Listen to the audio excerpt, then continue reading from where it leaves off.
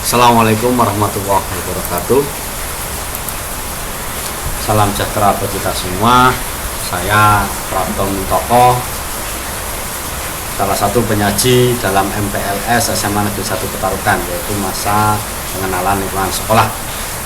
Di sini saya akan memberikan materi tentang budaya, tata tertib, etika, dan tata krama yang harus dimiliki oleh setiap siswa. Baik, jangan lupa patuhi protokol kesehatan, jaga imunitas, dan tetap berada di rumah. Jaga imunitas sehingga kalian tetap melaksanakan kegiatan yang nantinya ke depan akan lebih padat dibandingkan pada saat SMP nantinya kemarin, gitu ya. Kemudian saya ingin katakan bahwa untuk tata krama adalah sebuah kebiasaan yang lahir dalam hubungan antar manusia. Tata krama yang semula berlaku dalam lingkungan terbatas, lama-kelamaan dapat merambat ke lingkungan yang lebih luas. Tata krama dalam pergaulan. Yang pertama, komunikasi sebagai sifat alamiah manusia. Ketika kalian berkomunikasi, tentunya sudah menyangkut dengan interaksi orang lain. Kemudian yang kedua, bahwa komunikasi dan tata krama pergaulan adalah hal yang tidak dapat dipisahkan. Kalian ingin berinteraksi atau bergaul kepada sesama teman, kepada di lingkungan warga sekolah SMA Negeri 1 Petarukan, maka kalian harus lihat antara komunikasi dan tata krama itu tentunya tidak mungkin dipisahkan dalam hal konteks pergaulan, gitu ya. Maka tata krama itu haruslah dijaga. Tata krama berkenalan. Hendaknya kedua belah pihak saling menyebutkan nama, saling memandang, berjabat tangan, tidak mengayun-ayunkan tangan. Ketika nanti sudah pandemi berakhir, mudah-mudahan segera cepat berakhir, ketika kalian bertatap muka sama teman dan semua warga sekolah, maka hal-hal tata krama perkenalan ini hendaknya kalian harus perhatikan. Kemudian tata krama berbicara. Berkata peliharalah lidah, jangan menyinggung perasaan orang lain. Ketika kalian tidak suka dilecehkan atau diperbincangkan oleh orang lain, maka seyogianya kalian tidak melecehkan atau meremehkan atau menggunjing yang menyinggung perasaan orang lain, gitu ya. Kemudian jangan memotong pembicaraan orang lain. Perhatikan Anda bicara dengan siapa, apakah sama teman, apakah kepada guru, meskipun nanti daring dan PJJ penuh, pembelajaran jarak jauh, maka etika berkomunikasi di HP, di WA, di grup kelas hendaknya dijaga tata kramanya, gitu ya. Kemudian tata krama nanti berpakaian, berpenampilan. Kalau pakaian seragam sekolah harus dimasukkan, pakai dasi, sabuk hitam, seragam putih abu-abu, maka patuhilah. Pada waktu olahraga, pakailah pakaian olahraga. Memakai pakaian harus cocok dengan situasi dan tempat, kondisi. Ini tentunya kalian juga di SMP dulu paham betul lah bagaimana cara berpakaian seragam. Kemudian ketika kalian sudah naik ke senior high school, maka pola pikir kalian harus menyesuaikan lebih dewasa daripada yang saat junior high school atau di SMP, gitu ya. Cara berjalan bersama, laki-laki harus melindungi wanita. Kalau ada dua wanita dan satu pria berjalan di sisi yang berdekatan dengan lalu lintas, ya, itu tata cara untuk berjalan. Kemudian ada cara makan. Cicipilah makan dan minuman dengan tidak bersuara. Jika batuk pada waktu makan, tutupi mulut, berdoa sebelum makan. Kemudian tata cara menggunakan fasilitas umum. Tentunya di sekolah, lingkungan sekolah banyak sekali fasilitas umum yang nantinya bisa digunakan bersama-sama. Buang sampah pada tempatnya. Jagalah kebersihan baik di dalam kelas maupun di sekitar halaman. Sopan berkendara di jalan, gitu ya. Kemudian konsep dasar pembangunan karakter dan sumber nilai.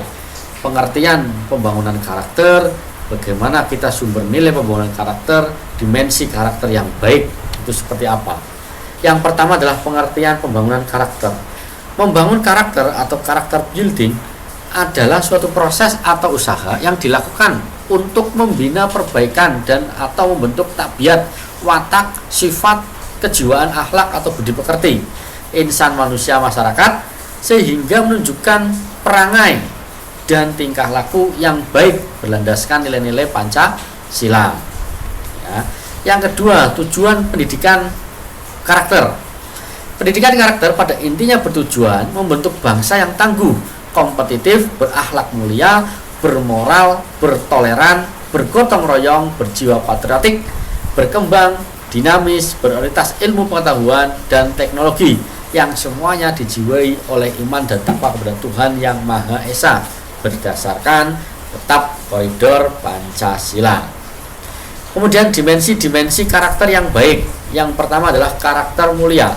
Karakter mulia berarti individu memiliki pengetahuan tentang potensi diri yang ditandai dengan nilai-nilai percaya diri, kritis, logis, analitik, kreatif, dan inovatif, mandiri, hidup sehat, bertanggung jawab, sabar, berhati-hati, rela berkorban, pemberani, dapat dipercaya, jujur, menepati janji, produktif, ramah, menghargai waktu, cinta keindahan, bersemangat, disiplin, jujur, tekun, ulet, dan gigih.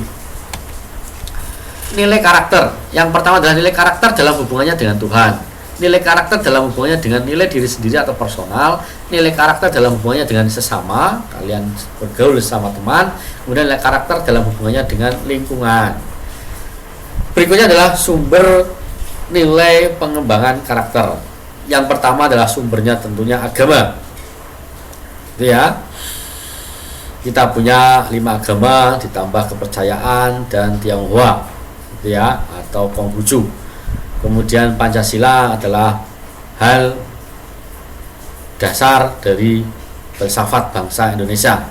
Harus kita taati sumber-sumber nilai pembangunan karakter ini. Kemudian budaya setempat. Kita ingat orang Timur, orang Jawa, sopan santunnya sangat dijaga sekali. Tujuan pendidikan nasional yang tertuang dalam PP nomor 19 tahun 2003 tentang sistem pendidikan nasional. Itu ya. Saya berikan contoh foto-foto Smart Senior High School atau orang-orang SMA yang cerdas, berpakaian yang bagus, rapi di seluruh dunia. Ya, semakin tinggi tingkat kecerdasan seseorang, semakin tinggi pula sifat tata krama dari orang itu. Ya, kita lihat di Jepang sampai menundukkan kepala. Bahkan kita orang-orang dulu, orang Jawa, kepada raja, kepada orang yang lebih tua, kita juga menghormati dan menunduk ketika ada orang tua lewat, gitu ya. Nah, ini adalah hal-hal smart student, ya, bahwa seragam itu menunjukkan kebersamaan, menunjukkan kecerdasan tingkat intelektual siswa, gitu ya. Thank you. Ya, jadi ini yang bisa kami sampaikan, mudah-mudahan bermanfaat. Jika ada hal-hal yang perlu dikonfirmasi dan ditanyakan, silakan klik like dan subscribe serta tulis di kolom komentar. Jangan lupa, gitu ya. Sekali lagi itu juga sebagai absensi kalian, like dan subscribe serta kalau bisa di-share sudah tidak apa-apa. Demikian presentasi dari saya, mudah-mudahan bermanfaat. Saya Prapto Muntoko MPD, penyaji materi budaya, tata krama, etika, dan pendidikan karakter dari siswa dalam masa pengenalan lingkungan sekolah. Mohon diri, jaga kesehatan, jaga imunitas, jangan lupa bahagia. Sekian, Assalamualaikum warahmatullahi wabarakatuh.